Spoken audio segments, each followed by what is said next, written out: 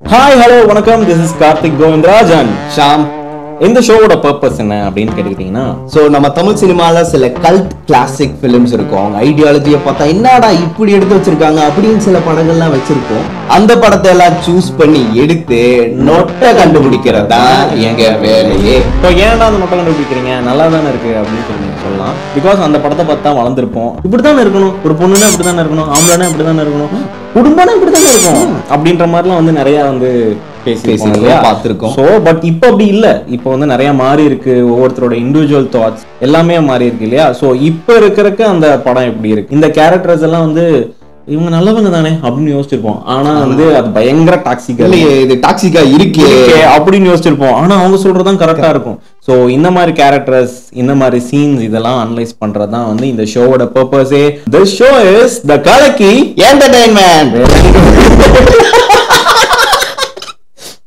தி கலக்கி ரோஸ்ட்.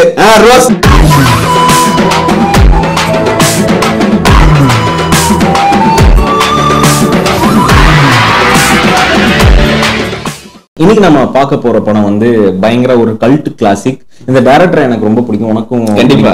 அவரை பிடிக்காத ஆட்களே கிடையாது. இந்த படத்தை பார்க்காதவங்க மனுஷங்களே கிடையாது. சம்சாரம் அது மின்சாரம். இந்த படத்தை தான் இன்னைக்கு வந்து ரோஸ்ட் பண்ண போறோம். படத்தை பார்த்துருவோமா?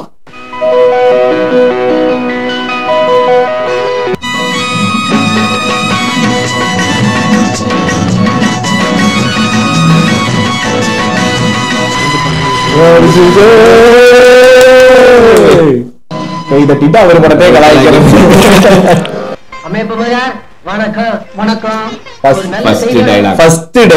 ஒரு கேஸ்ட் பேர். இந்த மாதிரி கேஸ்ட் பேர் மென்ஷன் பண்றது நிறைய படங்கள்ல இருந்து பார்த்திருக்கோம். நாட்டாமையில இருந்து நிறைய அந்த வில்லேஜ் மூவிஸ்ல இவர் படங்கள்லயே இருக்கு. அம்மையப்ப முதலியார், செட்டியார் ஏன் மென்ஷன் பண்ணணும்? அதை மென்ஷன் பண்ணாமையும் பண்ணிருக்கலாமே அப்படிங்கறதுதான். ஏன்னா அப்போ வந்து இந்த மாதிரி கேஸ்ட் நேம் வெளியே சொல்றது வந்து அவ்வளோ பெரிய தப்பா வந்து யாருமே பார்த்தது இல்ல. இப்ப கூட ஊர் சைட்லாம் வந்து நீங்க ஐயரா அது என்னடா கேஸ்ட் பேர் கேட்கிறீங்க, ஆனா கேஸ்ட் பேரை கேட்டேன் ஐயரா தான் கேட்டேன். அதுதான் அந்த அளவுக்கு வித்தியாசம் தெரியாத மனிதர்களுக்கு இடையிலதான் நம்மளும் வாழ்ந்துகிட்டு இருக்கோம். கொஞ்சம் தவிர்க்க முடியாது. அப்ப வீட்டை விட்டு வெளியில போடான்னு நாயே. எல்லா வீட்லயும் மாப்பிள்ளை வீட்டுக்காரங்க பொண்ணை பார்த்துட்டு பொண்ணை பிடிக்கலன்னு போயிட்டாங்கன்னா பொண்ணு வீட்டுக்காரங்க வருத்தப்படுவாங்க.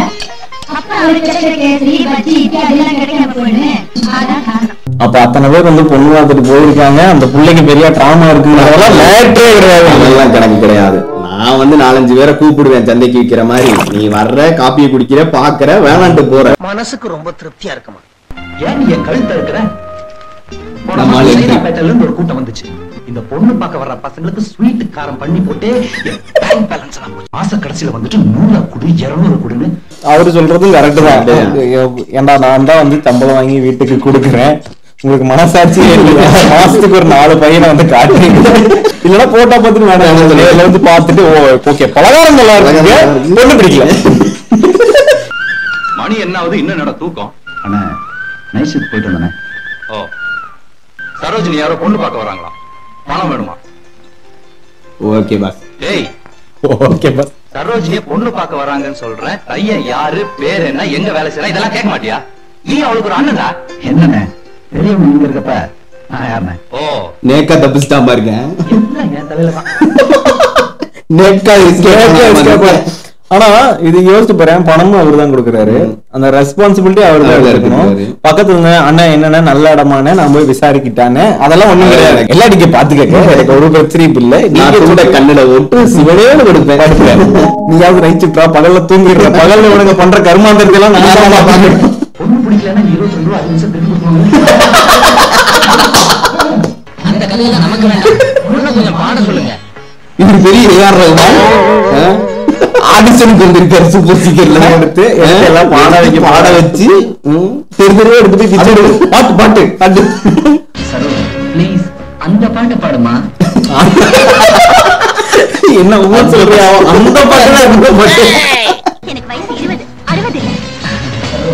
கரெக்டா தான் கேக்குறேன். பாட சொல்லி கேக்குறேன். யங் பூமர், அந்த காலத்து யங் பூமர்.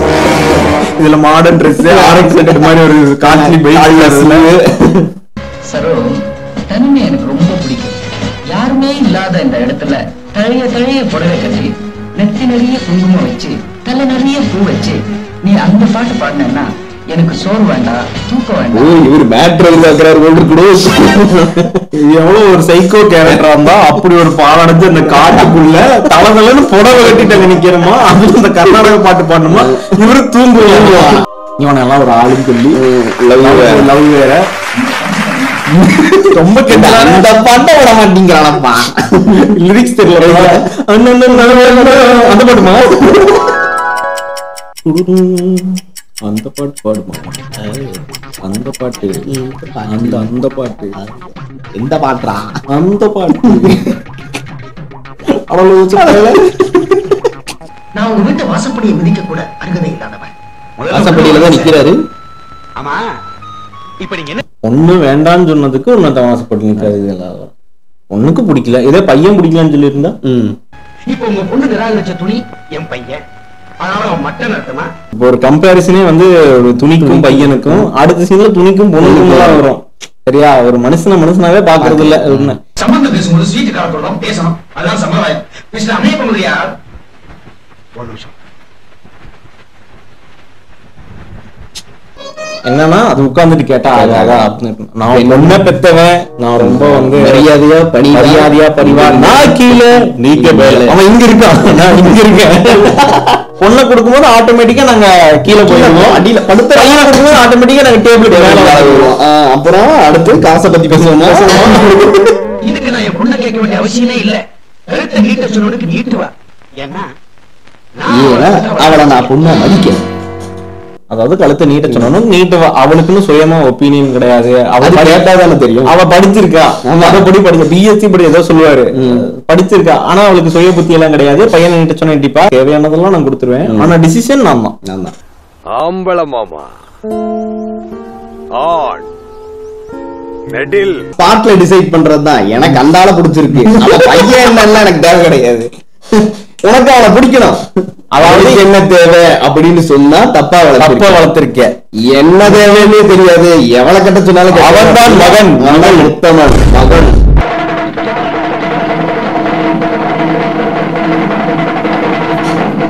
Serious situation.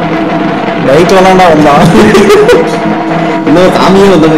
இந்த சீன உள்ள சவால வரும்போது அப்ப அவன் யாரும் கேட்க மாட்டீங்களா, எதுக்குமே வந்து இப்ப கேட்டா அவனுக்கு ஒத்துக்கிட்டு நாளைக்கு வரமாட்டான். ஆட்டோ செலவுக்கும் பைக் செலவுக்கும் நாங்க ஆட்கள் இதோட இப்பதான் அவன் அப்பாவை பார்த்து பேசிட்டு வரேன். அவரே இந்த கல்யாணத்துக்கு சம்மதிச்சிட்டாரு. பொண்ணு பேர் என்னடி? பீட்டர் பெர்னாண்டஸ்.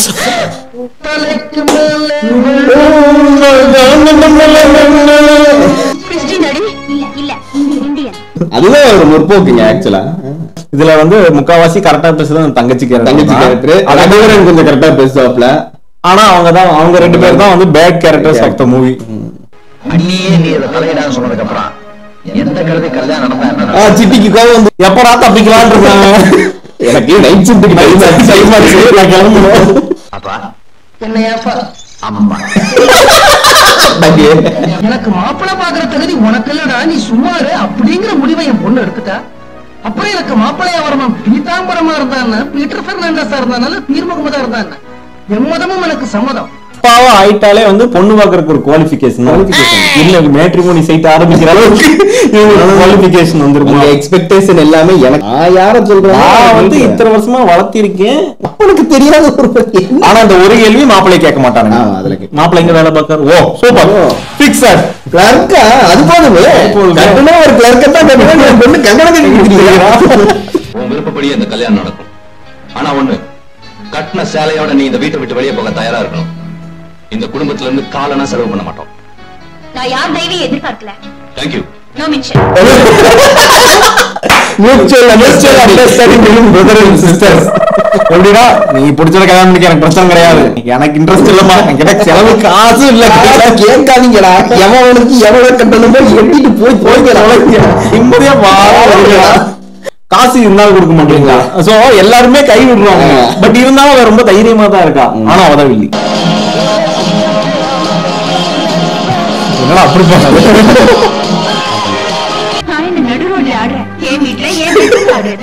நடு ரோட்ல வீட்டுக்குள்ள பெட்ரூம்ல கதவை காட்டி ஆடிட்டு இருக்கேன். உனக்கு என்னடா பிரச்சனை? போய் சாப்பாடு போடு. வீட்டை நான் வேலைக்காரின்னு சொல்லிட்டு வந்துட்டேன். அடிப்பைத்தியம், வேலைக்காரி கையில தான் எங்களுக்கு சாப்பாடு கிடைக்கும்னா நான் அவளையே கல்யாணம் பண்ணி இருக்கலாமே. இல்ல வாயில நல்லா வருது. வேலைக்காரி வேற ஏதாவது கேட்டா போறான்னு போயிடும். எக்ஸ்ட்ரா தூக்கம் இல்ல, நாளை படிச்சுக்கலாமே. பகல்ல உங்களை பிடிக்க முடியல. அது இல்லப்பா, அவர் ஷிஃப்ட்ல இருந்து வர நேரம் ஆச்சு. அவர் தூங்க வேண்டாமா? அவர் தூங்குறதுக்கு நான் படிக்கிறதுக்கு என்னன்னு சம்பந்தம்? அதனாலதான் நீ சொல்லிட்டு பெயிலானது பயாலஜி இல்ல மாடு மேய்க்கிறதுக்கு என்னடா டாக்டர் மருந்து வச்சுட்டு போனா. ஆமா, உன்ன மொத்தமா பண்ணி போட்டேன். பசி எடுக்கும்போது தான் சாப்பிடணும். பசிய பெண்கள் பொறுத்தாங்கடி, ஆண்கள் பொறுக்கணும்னு அவசியம் இல்லை. சொல்லி இருக்காங்களே, பசிய பொண்கள் பெருக்குறடி அதுவும் பண்ண வேண்டியதா இருக்கு. பண்ணியா அந்த ஒரு சீன் இருந்தாலும் உண்மையிலே வந்து அவன் அப்படிதான் பிஹேவ் பண்ணிக்கிறான். கெட்டிங் டார்க் ஏனே என் சைக்கிள் அப்படியா என்ன நீ இது தெரியாதா? பாத்ரூம் தட்டி படிக்கிறோம். 12வது பாஸ் எத்தனை ராத்திரி கதவை தட்டி மேல வாங்கி இருப்பேன். வீட்டுல கொண்டு வந்து டிராப் பண்ணது யாருமா? அங்கிள், நீங்க கேட்ட எல்லா கேள்விகளுக்கும் என்னால ஒரே பதில் தான் சொல்ல முடியும். நான் நெருப்பு, எல்லா விஷயத்திலையும். கொண்டு வந்து விட்டவன் பஞ்சா இருந்தா பக்குன்னு பத்திக்குமே. இது எப்படின்னா, லேட் ஆயிடுச்சு, ஒருத்தன் வீட்டுக்கு கொண்டு வந்து பத்திரமா கொண்டு வந்து விட்டுருக்கான். அப்படி ஒரு ஜென்டில்மேனையும் வந்து பாராட்டுறது கிடையாது. இவன் வந்து ஓப்பனா பார்ட்டிக்கு தான் போயிட்டு இருந்தேன்னு சொன்னா, நான் பாத்துட்டு போனேன்னு சொன்னா, இவளையும் வந்து சரிம்மா அடுத்த வாட்டி சொல்லிட்டு போ, தேடுவோம் இல்லன்னு சொல்லி அதுவும் சொல்றது கிடையாது. இதுல நெருப்பு வேற டைலாக். நீ எஸ்கே கூட ஸ்கூட்டர்ல திரும்பி வந்தியா, அது தப்பே இல்ல. ஆனா 11 மணிக்கு வந்தியா, அதுதான் தப்பு. ஏன் 11 மணிங்கிறது என்ன? 11 மணி பேட் டைம். 11 மணில ஸ்கூட்டர்ல போக கூடாது. அந்த காத்து கருப்பு எல்லாம் அதெல்லாம் போவே கூடாது. காலையில 9 மணிக்கெல்லாம் எந்த ரேப் கேஸ் நடக்கிறது கிடையாது. சாரி கட்டினா ரேப் பண்ண மாட்டாங்க. பச்சை குழந்தைய ரேப் பண்ண வாழ்க்கையில நம்ம வாழ்ந்துகிட்டு இருக்கோம். நீ 10:59 ஓகே, நீ பாராட்டி இருப்பேன் நானு. எனக்கு அவனை பிடிக்கல. யாரம்மா? உங்க வீட்டு வேலைக்காரனையா? இதெல்லாம் ஒரு பிரச்சனை. வீட்டு விளக்கறீங்க. அதான் உங்ககிட்ட சொல்ல வந்திருக்கேன். ஐயே, நான் அப்பா இல்ல. உனக்கு எப்ப கல்யாணம் பண்ணி கொடுத்தோம் அப்பவே பதவி பறி போயிடுச்சு. உன்னுடைய அப்பா மிஸ்டர் அம்மையப்ப மொழியாரான். அவன்கிட்ட போய் சொல்லு. உங்க அப்பா அம்மையா செர்றாடே அப்பா இல்லன்ட்டு உனக்கெல்லாம் மரியாதை. அவன் வந்து 6 மாசம் தான் அவங்க இந்த பொண்ணே விசுக்கு தெரியும். ஆனா விசு வந்து இந்த பொண்ணு நல்லா புரிஞ்சுக்கிட்டு இந்த பொண்ணுக்கு அவ்வளவு ஃப்ரீடம் எல்லாம் வந்து கொடுத்துருவாரு. அவங்க கிட்ட தான் எல்லாம் சொல்லணும், அப்பா கிட்ட சொல்ல தேவையில்லை. செர்றாடே வரடா சினிச்சாரு.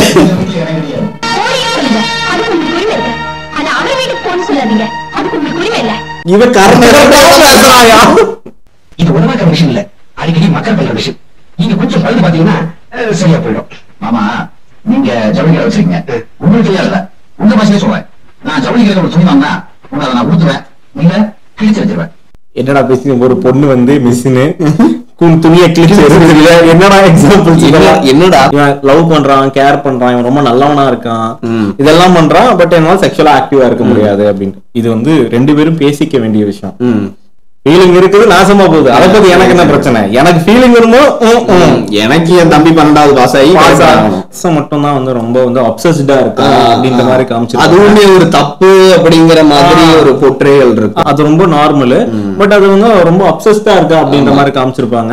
ஆக்சுவலி அந்த விஷயத்த கண்டுக்காம இருக்கிறதும் இன்னும் தப்பு. ரொம்ப கேஜா காமிச்சாங்க அந்த கேரக்டர். அவ்வளவுதான். ஆனா அது மதிக்க மாட்டோம்ல, எங்க தேவை இருக்குல்ல. நான் தான் கிழிச்சு போட்டுருவேன். நைட் சுட்டு பாக்கணும்.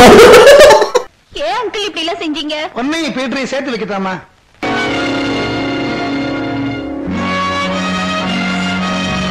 இவன் பண்ண தப்பு இல்ல, இப்படி எல்லாம் பண்ணிக்க அப்படின்னு சொல்ல மாட்டாங்க. இவன் வேற ஒருத்தி கல்யாணம் பண்ணிப்பான் அப்படின்னு பயம்படுத்தி தான் வந்து இவங்களை சேர்த்து வைப்பாங்க.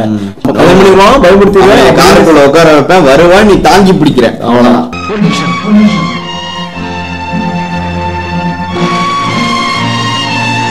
எங்க கங்க்ராச்சுலேஷன்ஸ் நீங்க பிரெக்னெண்டா இருக்கீங்க அப்படின்ற ஒண்ணுமே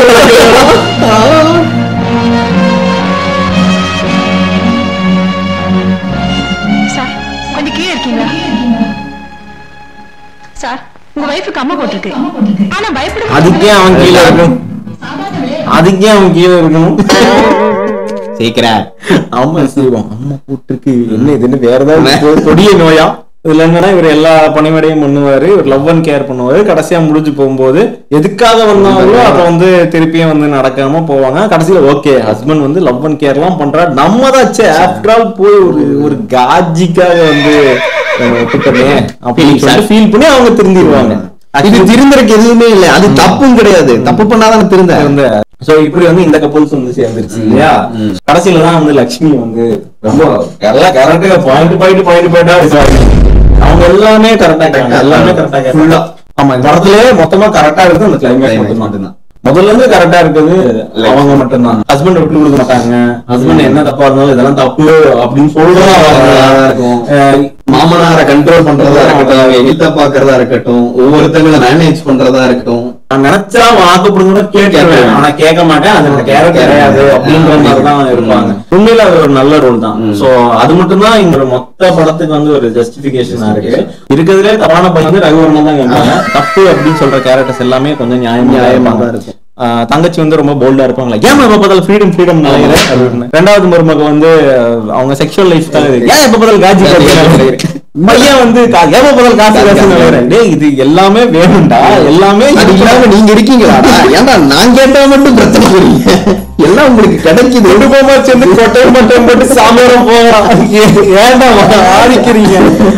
அதுல என்னன்னா இந்த படத்தை இத்தனை வருஷமா வந்து நம்ம பார்த்து ஆஹா பேஸ் அருமையான ஒரு படம் சொல்லியிருப்போம். இந்த மாதிரிதான் ஒரு குடும்பம் இருக்கணும், நிறைய பிரச்சனை வந்தாலும் கடைசியில ஒண்ணு சேர்ந்துடணும். ஒண்ணு சேர்றது பிரச்சனையே கிடையாது, ஆனா அது மியூச்சுவல் அண்டர்ஸ்டாண்டிங், மியூச்சுவல் எக்ஸ்பிளனேஷனோட அது ஒண்ணு சேரணும். கிளைமேக்ஸ்லயும் சொல்லியிருப்பாங்க இல்ல இந்த கேரக்டர் வந்து தப்பாவும் இந்த கேரக்டர் வந்து சரியாவும் வந்து பிளே பண்ணியிருந்தாலும் வந்து கிளைமேக்ஸ் உண்மையிலே வந்து ஒரு பெட்டரான கிளைமேக்ஸ். எண்ட் ஆஃப் த வீடியோக்கு வந்துட்டோம். நீங்க நினைக்கலாம் எதுக்குடா இந்த சம்சாரம் அந்த மின்சாரம் இந்த படத்தை ஏன்டா இதெல்லாம் இதை ரிவ்யூ பண்ணி என்னடா கெட போகுது அப்படின்னு நீங்க நினைக்கலாம். நம்ம நிறைய வாட்டி யோசிச்சிருப்போம், நம்ம எல்லாம் ஏன் இப்படி இருக்கோம், அந்த காலத்துல ஏன் இப்படி இருந்தாங்க. ஸோ நம்ம அப்பா அம்மா அப்படி இருந்தாங்கன்னா நமக்கும் அந்த அப்பா அம்மாவோட ஒரு இன்ஃப்ளூயன்சஸ் வருதே அப்படின்ட்டு. நம்ம அப்பா அம்மா கிட்ட இருந்து மட்டும் வந்திருக்காது, இந்த மாதிரி நிறைய படங்கள் பார்த்திருப்போம். இதுதான் ஃபேமிலி, இதுதான் லவ், ராஜ்யா இருக்கக்கூடாது, பணத்தாசை இருக்கக்கூடாது அப்படின்னு சொல்லிட்டு ஒரு நிறைய ஒப்பீனியன்ஸ் இருக்கும் இல்லையா.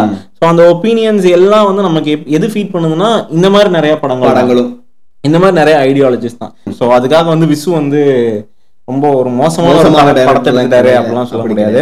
நாங்க நிறைய நெகட்டிவ் பிலிம்ஸ் எடுத்து ரிவ்யூ பண்ணலாம்னு யோசிச்சோம், பட் அதை தாண்டி ஒரு பாசிட்டிவான பிலிம்ஸ்ல என்னென்ன ஒரு நெகட்டிவிட்டி சின்ன சின்னது இருக்கு, அது வந்து அடுத்த ஜெனரேஷனோட எப்படி இன்ஃப்ளூயன்ஸ் ஆயிருக்குங்கிறதையும் உங்ககிட்ட சொல்லணும்னு ஆசைப்பட்டோம். ஒரு டு அ சர்டன் எக்ஸ்டென்ட் எங்களால அதை கன்வே பண்ண முடிஞ்சதுன்னு நினைக்கிறோம் இல்லையா. பண்ணிருக்கோம்ல, கமெண்ட்ல திட்ட போறாங்க பார்த்து தெரிஞ்சுக்க வேண்டியதா. ஓகே, ஸோ சம்சாரம் அது மின்சாரம் படத்தோட roast or review or whatever it is அது வந்து முடிந்தது. ஸோ அடுத்த ஒரு வீடியோல வந்து சந்திக்கிறோம். அதுல இருந்து விடை பெறுவது உங்கள் கார்த்திக் கோவிந்த்ராஜ் மற்றும் and this is கலக்கி என்டர்டைன்மெண்ட். அடுத்த வீடியோஸ்ல வந்து இதோட ஒரு நல்ல படம், அதாவது நல்ல படம்னா இதோட நல்ல ஐடியாலஜி படம் நீங்க நினைச்சிருப்பீங்க, அப்படி ஒரு படமா இருக்காது. ஸோ அப்படி ஒரு படத்தை எடுத்து ரிவ்யூ பண்றோம். அது வரைக்கும் tata bye bye, signing off.